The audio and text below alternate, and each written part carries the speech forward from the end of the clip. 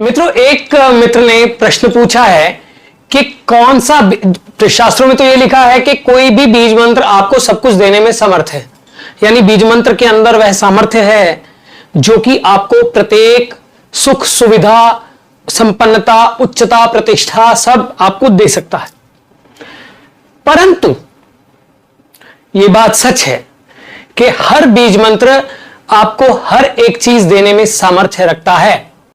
हर एक बीज मंत्र के अंदर वह शक्ति है जो आपके अंदर वह स्थिति उत्पन्न कर दे कि आप निर्भय होकर अपनी प्रत्येक स्थिति परिस्थिति में विजय प्राप्त कर सके। यह सच है। परंतु बहुत सारी चीजें लुप्त विद्याओं का हिस्सा हैं, बहुत सारी चीजें गुप्त विद्याओं का हिस्सा हैं और बहुत सारी चीजें हमारे एंशिएंट सेजेस, जो ऋषि थे हमारे, उनको पहले से पता था।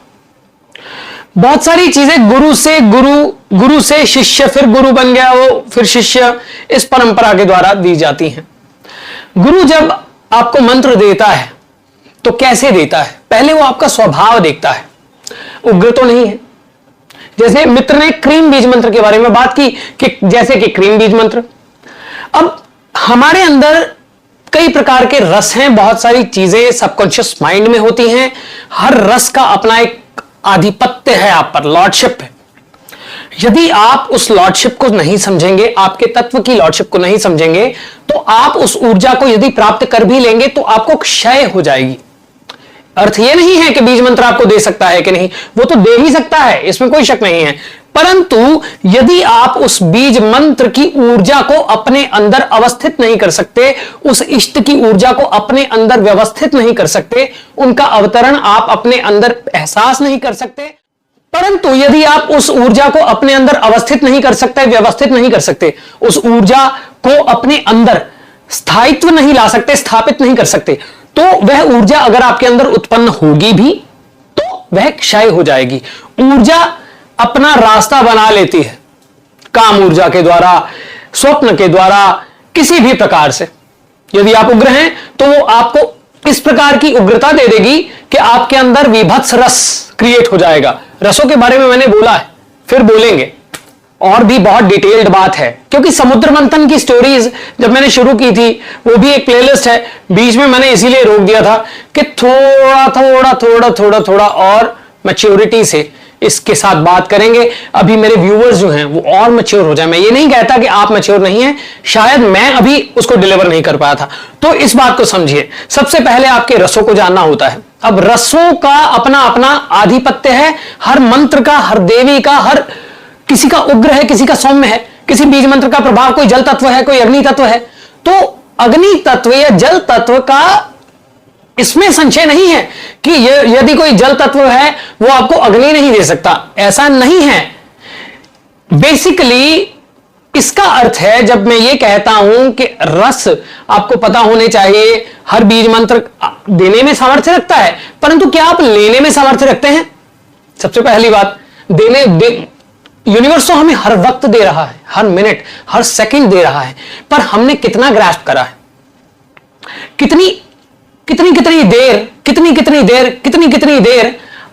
बहुत लुप्त विद्याएं पड़ी रहती हैं, किसी के द्वारा पहुंच जाती हैं।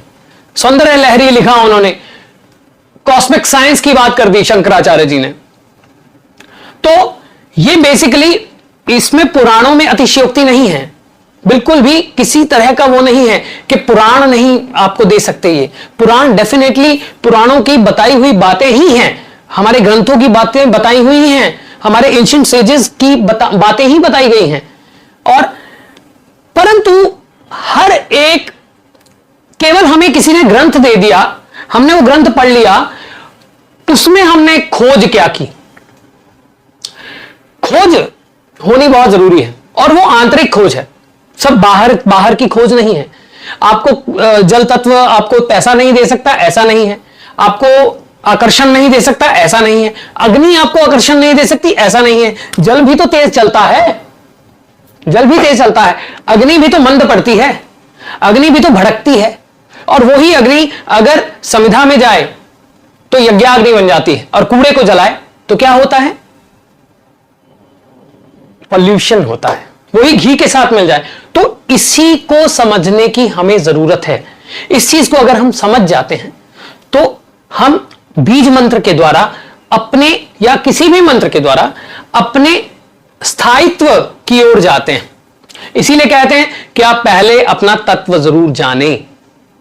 उसके लिए आप आनंदों से संपर्क भी कर सकते हैं, कंसल्टेशन है, आप संपर्क कर सकते हैं। उसके साथ में आनंद हो, अब साथ साथ जो अनुष्ठान है वो भी हम पूर्ण तरीके से इसको कर रहे हैं। और यदि आपको किसी भी प्रकार की जरूरत लगे, जरूरत महसूस हो किसी भी प्रकार के यज्ञ की, कोई 10 महाविद्या प्रोसेस है, महामृत्युंजय प्रोसेस है, दुर्गा सप्तशती, शतचंडी, लखचंडी, किसी भी प्रकार का कोई भी अनुष्ठान है, उसके लिए आप आनंद हो के साथ संपर्क कर सकते हैं।